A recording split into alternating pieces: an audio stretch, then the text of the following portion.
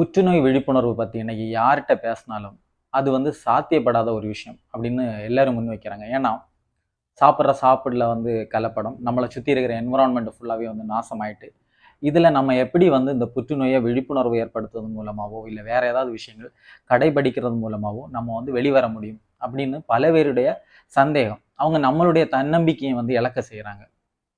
செம்மரம் கேள்விப்பட்டிருப்பீங்க. இந்த செம்மரத்தோடைய துகள்கள் என்ன பண்ணுறாங்கன்னா, அணு கதிர்களை குளிர வைக்கிறதுக்கு இந்த செம்மர துகள்களை யூஸ் பண்ணுறாங்க.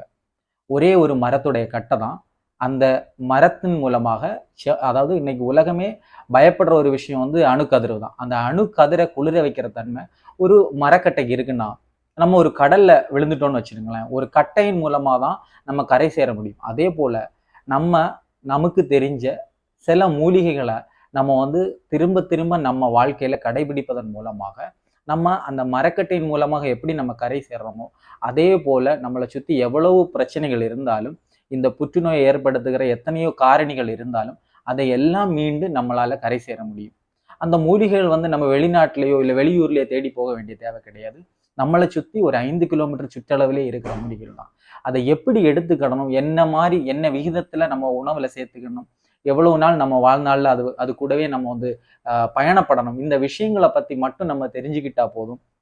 நம்ம இந்த புற்றுநோயை நம்மையும் நம்ம சார்ந்து இருக்கவங்களையும் நம்ம அந்த குழியில விடாம நம்ம தடுக்க முடியும். இந்த விஷயத்தை தெரிஞ்சுக்கிட்டணும்னா, இதை பற்றி மேலும் உங்களுக்கு விவாதிக்கணும்னா, நீங்கள் சென்ட் ஜோசப் சர்ச் மிடாலம் வரும் 13 ஜூலை 13 சனிக்கிழமை நாங்கள் எங்கள் குழுவினரோட வாரம். நீங்களும் வாங்க, நம்ம விவாதிக்கலாம். நன்றி, வணக்கம்.